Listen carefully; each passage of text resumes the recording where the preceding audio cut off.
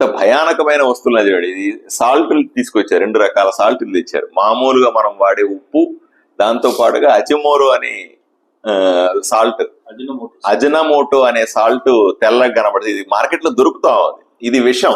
అన్ని దేశాలు కూడా నిషేధించినటువంటి ఉప్పు. దీని అజినమోటోని అసలు వాడకూడదు అని చెప్తాను.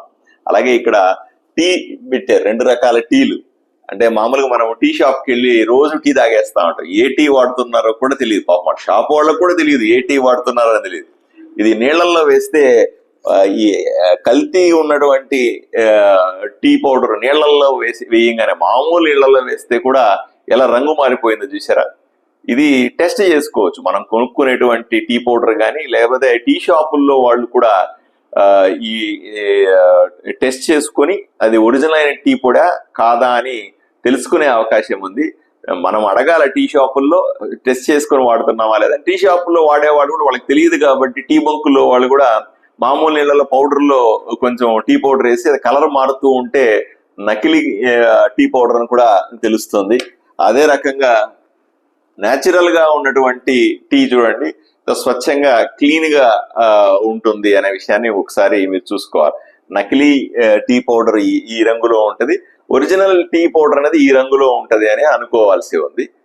దీన్ని జాగ్రత్తగా ప్రతి ఒక్కరు టీ తాగకుండా ఎవరు ఉండరు. టీ తాగే ప్రతి ఒక్కరు కూడా దీన్ని జాగ్రత్తగా పట్టించుకోవాలా అని అధికారి గారు చెబుతున్నారు. అలాగే నెయ్యి గురించి, ఇది డూప్లికేట్ నెయ్యి. మనం మార్కెట్ లో కొనేస్తుంటాం, నెయ్యి దొరుకుతుందని డూప్లికేట్ నెయ్యి. ఇది ఒరిజినల్ నెయ్యి ఎలా ఉంటది అని చూపిస్తా ఉన్నారు. దీంట్లో స్మెల్ కానీ, దీంట్లో వచ్చేటువంటి స్మెల్ ఎలా ఉంటది, టెస్ట్ కి పంపిస్తే డాల్డా ఏ విధంగా ఉంటది అన్న విషయాన్ని కూడా ఆయన చూపిస్తా ఉన్నారు. అదే విధంగా బెల్లం, నకిలీ బెల్లం, ఈ రకంగా కనిపించే గడ్డలుగా కనిపించేటువంటి బెల్లం నకిలీ బెల్లం అని ఆయన చెప్తా ఉన్నారు.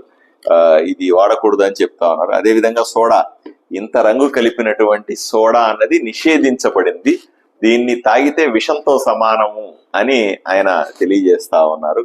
అదేవిధంగా ఈ చిన్నపిల్లలకి ఇచ్చేటువంటి పెప్పర్మెంట్లు, చిన్నపిల్లలకి మనం స్కూళ్ళ దగ్గర బయట చిన్న చిన్న పెప్పర్మెంట్లు దొరుకుతూ ఉంటాయి. ఇవి ఈ రకమైనటువంటి రంగు కలిపినటువంటి ప్రమాదకరమైన పెప్పర్మెంట్ల ద్వారా శ్వాసకోశ వ్యాధులు వస్తాయి, క్యాన్సర్ కారణం అవుతాయి అని చెప్తా ఉన్నారు. అదేవిధంగా బఠానీలు, ఇవి చూసారు ఎంత గ్రీన్ గా బఠానీలు ఉన్నాయో. ఈ బఠానీలు ఇంత గ్రీన్ గా ఉండవు. ఇవి రంగు కలిపినటువంటి బఠానీలు, ఇది ప్రమాదకరం ఆరోగ్యానికి అని ఆయన చెప్తా ఉన్నారు.